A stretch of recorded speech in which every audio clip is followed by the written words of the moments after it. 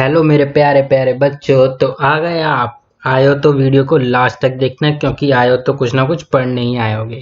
तो ये हमारा है biology fundamental unit of life का एपिसोड नंबर 3।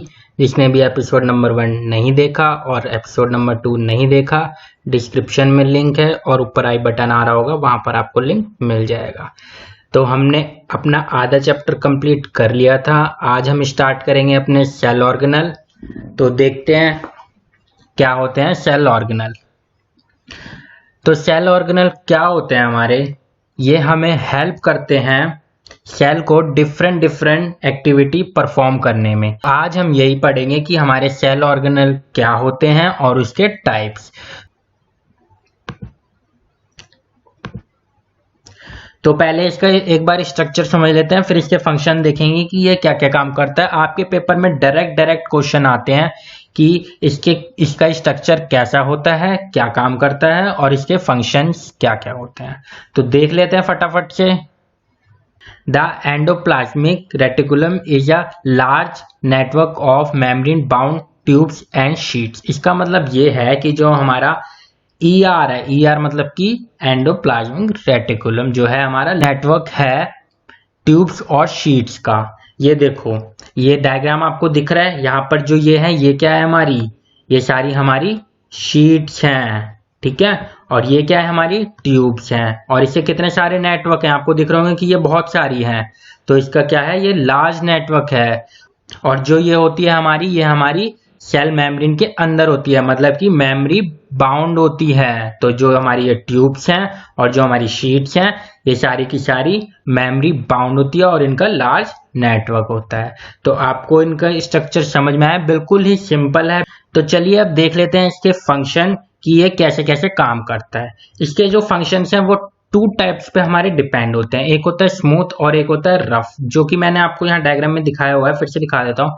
ये वाला क्या है हमारा रफ, जो हमने अभी अभी पढ़ा है ना कि जो ये होता है, एक ट्यूब होता है और एक शीट होता है। तो ये जो हमारा शीट वाला है वो क्या होता है, हमारा रफ होता है। और जो ये ट्यूब वाला होता है हमारा, ये क्या होता है, हमारा स्मूथ वाला होता है। तो आप हमेशा ये बात याद रखना कि ये 2 टाइप के होते हैं। एक होता है रफ, जिसे बोलते हैं हम RER, इसकी फुल फॉर्म है रफ एंडोप्लाज्मिक रेटिकुलम, ठीक है।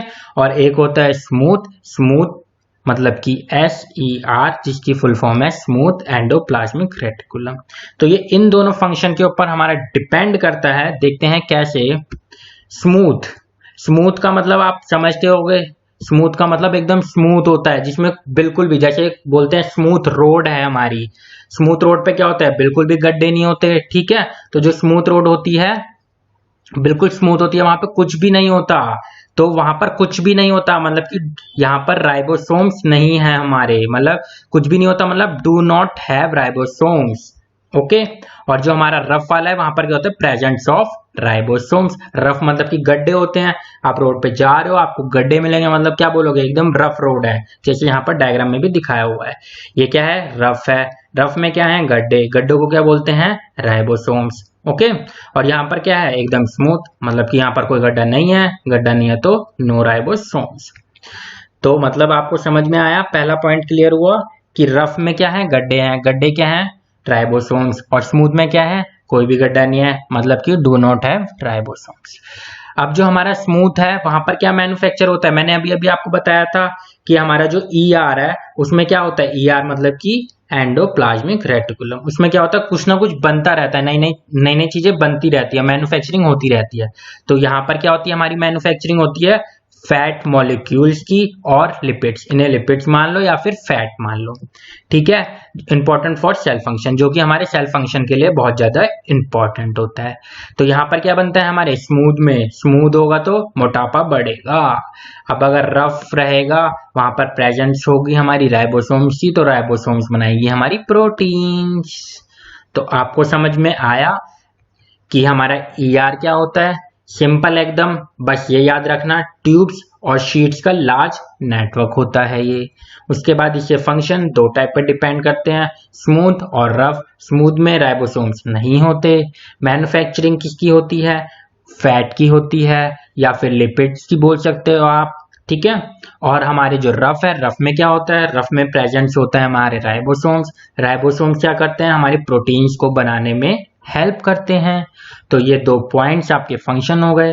अब उसके बाद देखते हैं हम, एक नोट मैंने अलग से बनाया है ये बताने के लिए कि जो हमारे जो प्रोटीन्स होते हैं और लिपिड्स होते हैं वो हेल्प करते हैं सेल मेम्ब्रेन को बिल्ड करने के लिए। अब ये दोनों चीजें बन तो गई, इसके अंदर काम क्या आएंगी भाई, हर चीज काम के लिए तो बनाई जाती है। तो ये किस काम आती है, हमारी सेल मेम्ब्रेन को बिल्ड करने के काम आती है। ठीक है, अब देखते हैं आगे। आगे एक बात और बताई हुई है, ये तो वही पॉइंट है मैंने दोबारा से डाल दिया था। तो some other protein and lipid function as a enzyme and hormone. अब कुछ प्रोटीन्स और लिपिड्स तो हमारे सेल मेम्ब्रेन को बनाने के काम करेंगे और जो कुछ बच जाएंगे वो हमारे एंजाइम्स और हार्मोन में काम आएंगे। ठीक है, आपको समझ में आया। इसके अलग से एक फंक्शन मैंने नोट डाल के बना दिया है, वो अगर आपके पेपर में है तो आप अलग से उसे लिख सकते हैं। अब चलते हैं आगे, देखते हैं आगे क्या है। अब है हमारे गोल्गी बाबा, मतलब कि हमारा नेक्स्ट फंक्शन है गोल्गी अपरेटस। सबसे पहले तो हमें ये पता होना चाहिए कि इसको किसने खोजा, कौन महानुभाव थे वो जिनकी वजह से हमें आज गोल्गी जी को पढ़ना पड़ रहा है। तो वो थे हमारे कैमिलियो जी। इन्होंने ही हमें बताया कि एक गोल्गी नाम की चीज होती है। अब इसका डायग्राम एकदम ध्यान से देखना, ठीक है। डायग्राम समझ में आ गया तो सारा स्ट्रक्चर आपको समझ में आ जाएगा। चलो मैं आपको बता देता हूँ, जो ये वाली चीज है ये क्या होती है हमारी, जो ये बनी हुई है ना, ध्यान से देखो इसको, ये ऐसे ये बनी हुई है, ठीक है, ऐसे ये बनी हुई है। तो ये क्या होती है हमारी, इसको बोलते हैं हम सिस्टरने। यहाँ पर डायग्राम में देखो लिखा हुआ है ये सिस्टरने, इसको बोलते हैं सिस्टरने। तो ये जो हमारी ये जो बनी हुई है शेप, ये होती है सिस्टरने, ठीक है। और आपको एक चीज और याद रखनी है कि जब ये क्या होती है, एक दूसरे से पैरेलल होती है, ठीक है। यहाँ पर पॉइंट लिखा हुआ है parallel to each other. Parallel का मतलब ये दोनों की दोनों जो सिस्टरने होती हैं एक दूसरे के पैरेलल होती हैं, जैसे ये एक दूसरे के पैरेलल है, ठीक है। और एक बात और, जो ये होती है सिस्टरने, ये क्या होती है, स्टक होती है। स्टक का मतलब क्या होता है, जैसे कि हम एक दीवार बनाते हैं, तो दीवार बनाने के लिए क्या चाहिए होती है हमें, ब्रिक। ब्रिक का क्या करते हैं हम, एक के ऊपर एक के ऊपर एक के ऊपर एक ब्रिक लगाते जाते हैं, उसको बोलते हैं स्टक। मतलब कि जैसे कि आपको फिगर में दिख रहा होगा, ये एक सिस्टरने है, इसके ऊपर एक और है, इसके ऊपर एक और है, इसके ऊपर एक और है, इसके ऊपर एक और है और इसके ऊपर एक और है, मतलब एक के ऊपर एक सिस्टरने लगी हुई है। उसको हम स्टक फॉर्म में लगाते हैं। पैरेलल होती हैं और स्टक फॉर्म में लगाते हैं, उसको क्या बोला जाता है, सिस्टर्न्स। ओके, यहां तक समझ में आया। तो अब एक नेक्स्ट पॉइंटर देख लेते हैं कि क्या होता है। This membrane has connection with the membrane of ER, मतलब कि जो हमने अभी अभी पहले वाला पढ़ा था, जो पहले हमने पढ़ा था, ईआर मतलब कि एंडोप्लाज्मिक रेटिकुलम, उससे इनका कनेक्शन होता है। अब देखो इसका फंक्शन में ना बहुत मजा आने वाला है। वहां पर क्या होती है, हमारी जो सेल की मैन्युफैक्चरिंग हुई थी, क्या बने थे, प्रोटीन्स बने थे, हमारे फैट्स बने थे। अब जो गोल्गी apparatus है वो क्या करता है, उसको मॉडिफाई करता है। इसके फंक्शंस देखते हैं आगे चल के, मैंने यहाँ पर लिखा हुआ है क्या करता है, स्टोर करता है, मॉडिफाई करता है और पैकेजिंग करता है। मतलब कि जैसे कि आप एक फ्लिपकार्ट या फिर अमेजोन का मान लो, आपका प्रोडक्ट कहीं और जाकर मैन्युफैक्चरिंग होगा, उसका ऑर्डर करा आपने, तो वो क्या होगा, वो मैन्युफैक्चरर उससे लेकर आएगा, ठीक है। फिर वहां पर पैकेजिंग वगैरह होगी या मॉडिफिकेशन होगी या फिर स्टोर कर लेंगे कहीं पर, फिर वहां से क्या होगा, आपके पास तक आ जाएगा। तो हमारा जो गोल्गी वाला है वो क्या करता है, उसे स्टोर करके रखता है, मैन्युफैक्चर करके रखता है और पैकेजिंग करके रखता है। तो यहां तक आपको क्लियर हुआ सब कुछ। उसके बाद देखते हैं हमारा नेक्स्ट पॉइंट। नेक्स्ट पॉइंट क्या कहते हैं हमारा, in some cases complex sugar may be made up from a simple sugar in a Golgi apparatus। मतलब कि ये कहना चाहता है, जो हमारे सिंपल शुगर्स होते हैं ना, वो कन्वर्ट हो जाते हैं हमारे कॉम्प्लेक्स शुगर्स के अंदर। सिंपल है एकदम, कोई दिक्कत आने नहीं वाली। उसके बाद हमारा लास्ट पॉइंट है, जो Golgi apparatus is also involve in formation of lysosomes. मतलब कि जो हमारा जो गोल्गी भाई साहब है, अब वो इन्वॉल्व करते हैं लाइबोसोम्स की फॉर्मेशन में। चलिए अब नेक्स्ट पॉइंट देख लेते हैं, जो कि है हमारा लाइबोसोम्स। इसका स्ट्रक्चर की बात कर लेते हैं पहले। इसका स्ट्रक्चर कुछ इस तरीके से दिखता है, कुछ राउंड शेप में होता है। और इसके बारे में मैं आपको पहले ही बता दूं कि ये क्या करता है, सेल के अंदर जितनी भी वेस्ट चीजें हैं उनको ले लेता है और डाइजेस्ट कर लेता है। जैसे कि हमारे घर के अंदर जितनी भी वेस्ट चीजें होती हैं वो कहाँ डालते हैं, हम अपने एक डस्टबिन में डालते हैं। और इसको हम सुसाइडल बैग भी बोलते हैं, वो मैं आपको आगे बताऊंगा कि हम सुसाइडल बैग इसको क्यों बोलते हैं। पहले एक बार इसके स्ट्रक्चर के बारे में जान लेते हैं। लाइबोसोम्स आर मेम्ब्रेन बाउंड सक फिल्ड विद डाइजेस्टिव एंजाइम्स। अब ये जो है ना इसके, ये क्या है, डाइजेस्टिव एंजाइम्स हैं। इसके अंदर डाइजेस्टिव एंजाइम्स प्रेजेंट होते हैं ताकि जितना भी मटेरियल है वो इसको ले ले और डाइजेस्ट कर ले। ठीक है, these enzymes are made by RER, और RER मैंने अभी अभी आपको समझाया कि उसके अंदर एंजाइम्स होते हैं। तो ये क्या करता है, एक डाइजेस्टिव एंजाइम की तरह काम करता है। अब इसके देखते हैं फंक्शन। तो इसका पहला फंक्शन क्या है, पहला फंक्शन वही है कि वेस्ट मटेरियल को ये ऑब्जर्व करता है, सेल का जितना भी वेस्ट मटेरियल होगा ये सारा ले लेगा। दूसरा पॉइंट इसका, सेल को क्लीन रखेगा, वही बात है जो मैंने आपको बताई। तीसरा पॉइंट इसका, ये बहुत ही पावरफुल डाइजेस्टिव एंजाइम्स है और ये कैपेबल है breaking down all the organic material, मतलब कि जितने भी मटेरियल है उसको ये ब्रेक कर देगा।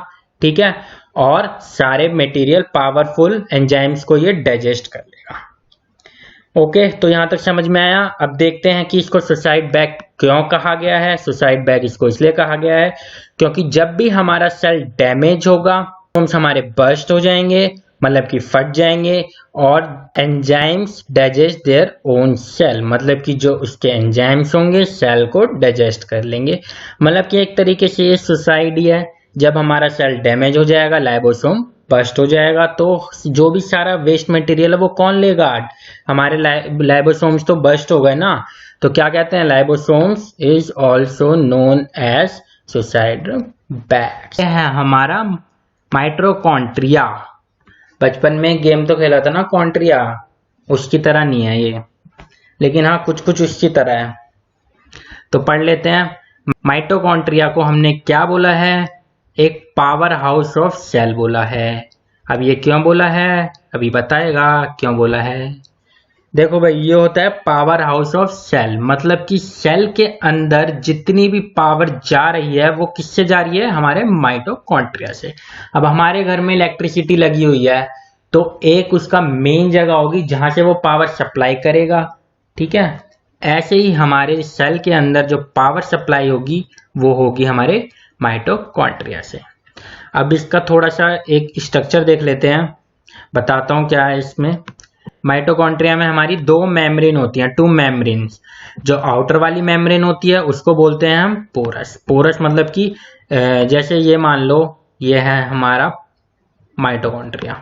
ठीक है, तो ये जो बाहर वाली होगी ना, ये बाहर वाली, यहाँ पर क्या होंगे हमारे, ये पोर होंगे। पोर मतलब छोटे छोटे होल होंगे। ठीक है, तो जो आउटर वाली है उसमें होंगे हमारे पोरस या पोर, जो भी आप बोलना चाहते हो। ठीक है, और इनर वाली में क्या होंगे, डीपली फोल्डेड, मतलब कि यहाँ पर जो अंदर है यहाँ पर छोटे छोटे डीपली फोल्ड होंगे। तो स्ट्रक्चर समझ में आया आपको। देखते हैं इसके function. The energy required for various chemical activity needed for life is released by mitochondria in a form of ATP। मतलब कि ATP का मतलब होता है एंडोसाइन ट्राइफॉस्फेट मॉलिक्यूल्स।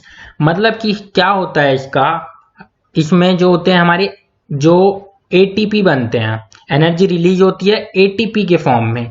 जैसे कि हमारी जो गाड़ी है, गाड़ी को क्या चाहिए, फ्यूल चाहिए, हमें क्या चाहिए, एनर्जी चाहिए। तो एनर्जी किससे मिलती है, ATP से। हम कुछ भी खाएंगे, खाने के बाद हमारा जो डाइजेशन होगा उसके बाद क्या बनेंगे, हमारी ATP बनेगी। ATP बनेगी, ATP हमें क्या देगी, एनर्जी देगी वर्क करने के लिए। तो इसमें यही बताया है कि जो हमारे सेल्स होते हैं, सेल्स के अंदर ATP फॉर्म होती है, ATP से ही एनर्जी मिलती है। वही बात दोबारा से, ATP is known as energy currency of a cell. ठीक है, अब आपको एक बात और याद रखनी है कि जो हमारा माइटोकॉन्ड्रिया है वो खुद के DNA और राइबोसोम्स बनाता है, किसी से नहीं लूंगा, मैं तो अपना काम करूंगा, मैं अपना मालिक हूं, मैं खुद ही खुद DNA भी बनाऊंगा और राइबोसोम्स ही बनाऊंगा। अब राइबोसोम्स का नाम आते ही राइबोसोम्स कि याद रखना राइबोसोम प्रोटीन बनाते हैं, तो mitochondria are able to make some of their proteins, तो मतलब वो अपने प्रोटीन्स भी खुद बनाते हैं। देखते हैं आगे कि हमारा प्लास्टिड्स क्या होता है। तो प्लास्टिड जो होते हैं वो सिर्फ प्लांट सेल के अंदर ही प्रेजेंट होते हैं, एनिमल सेल के अंदर प्रेजेंट नहीं होते। प्लास्टिड्स होते हैं सिर्फ प्लांट सेल के अंदर ही क्यों प्रेजेंट होते हैं? क्योंकि प्लांट सेल को अपना फूड जो है खुद प्रिपेयर करना होता है with the help of photosynthesis, इसीलिए ये सिर्फ प्लांट सेल में प्रेजेंट होते हैं। एनिमल थोड़ी अपना फूड खुद प्रिपेयर करते हैं, इसलिए एनिमल के अंदर ये प्लास्टिड प्रेजेंट नहीं होते हैं। इसके टाइप्स, एक तो है क्रोमोप्लास्ट जो कि होता है हमारा कलर्ड प्लास्टिड्स, और एक है ल्यूकोप्लास्ट जो होता है हमारा व्हाइट और colourless plastids.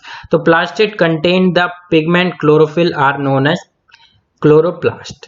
Chloroplast are important for photosynthesis in plants. मतलब क्या है इसका, जो हमारा प्लांट सेल है उसके अंदर हमारा क्लोरोप्लास्ट का होना बहुत ज्यादा इंपॉर्टेंट है, क्योंकि वही हमारी फोटोसिंथेसिस को बनाता है हमारे प्लांट के अंदर। ठीक है, आपको समझ में आया कि प्लास्टिड कहाँ प्रेजेंट है और कैसे वो वर्क करता है। वो फोटोसिंथेसिस की मदद से हमारा जो है फूड बनाता है, और क्लोरोप्लास्ट इंपॉर्टेंट होता है फोटोसिंथेसिस के लिए। अब कुछ और बातें जान लेते हैं प्लास्टिड्स के बारे में। प्लास्टिड भी हमारा सिमिलर होता है माइटोकॉन्ड्रिया की तरह। कैसे होता है? क्योंकि वो भी माइटोकॉन्ड्रिया की तरह अपना डीएनए और राइबोसोम्स खुद प्रोड्यूस करता है, या फिर ये कह लो कि वो खुद बनाता है। चलिए अब आगे देख लेते हैं। आगे है हमारे वैक्यूल्स, जो कि है हमारा लास्ट सेल ऑर्गेनल। अब वैक्यूल क्या होता है? Vacuole are storage sac for solid और लिक्विड कंटेंट। मतलब कि वैक्यूल के अंदर या तो हमारा लिक्विड होगा या फिर सॉलिड होगा, या तो पानी होगा या फिर कोई भी सॉलिड चीज होगी हमारी। अब वैक्यूल का जो साइज होता है वो बहुत ही छोटा होता है एनिमल सेल के अंदर, और जो हमारा प्लांट सेल है, प्लांट सेल के अंदर लार्ज वैक्यूल होते हैं। ठीक है, समझ में आया वैक्यूल का? वैक्यूल मेनली क्या होता है? स्टोर करता है हमारा वाटर कंटेंट या फिर सॉलिड कंटेंट। अब इसके देखते हैं फंक्शंस। इसके अंदर क्या क्या होता है? या तो शुगर्स होंगे, या फिर अमीनो एसिड होंगे, या फिर प्रोटीन होंगे, या फिर हमारे ऑर्गेनिक एसिड होंगे। अब हमारे इन सिंगल सेल ऑर्गेनल में क्या होगा? अमीबा होगा, या फिर फूड वैक्यूल होंगे, या फिर फूड आइटम्स होंगे जो अमीबा को कंज्यूम करने होते हैं। ओके, समझ में आया? इसके मतलब इसमें ये बताया कि इसके अंदर क्या क्या हो सकता है। सो आगे है हमारा जो यूनिसेलुलर ऑर्गेनिज्म होते हैं, उसमें भी वैक्यूल्स बहुत इंपॉर्टेंट रोल प्ले करते हैं, जैसे कि हमारा वाटर को कंट्रोल करना, जैसे कि हमारा वेस्टेज सेल का देखना, ये सब चीजें भी हमारा वैक्यूल्स यूनिसेलुलर ऑर्गेनिज्म में करता है। तो होपफुली आपको 6 के 6 सेल ऑर्गेनिज्म समझ में आ गए होंगे। अगर समझ में आ गए तो बहुत अच्छी बात है, नहीं आए तो एक बार दोबारा से देख लेना। बिल्कुल इजी हैं, ज़्यादा कुछ भी नहीं है। कुछ कुछ पॉइंट्स जो मेन पॉइंट्स हैं उनके स्ट्रक्चर के और उनके फंक्शंस के, वो आप याद कर लेना। ये आपके एग्जाम में जरूर पूछे जाते हैं और पूछे जाएंगे। और अगर ये एपिसोड अगर आपको अच्छा लगे तो इसको लाइक कर देना, शेयर कर देना। चैनल पे पहली बार आए हो और यहाँ तक रुके हो तो फिर सब्सक्राइब किए बिना मत जाना, और साथ में बेल आइकन भी प्रेस कर देना। Thank you so much.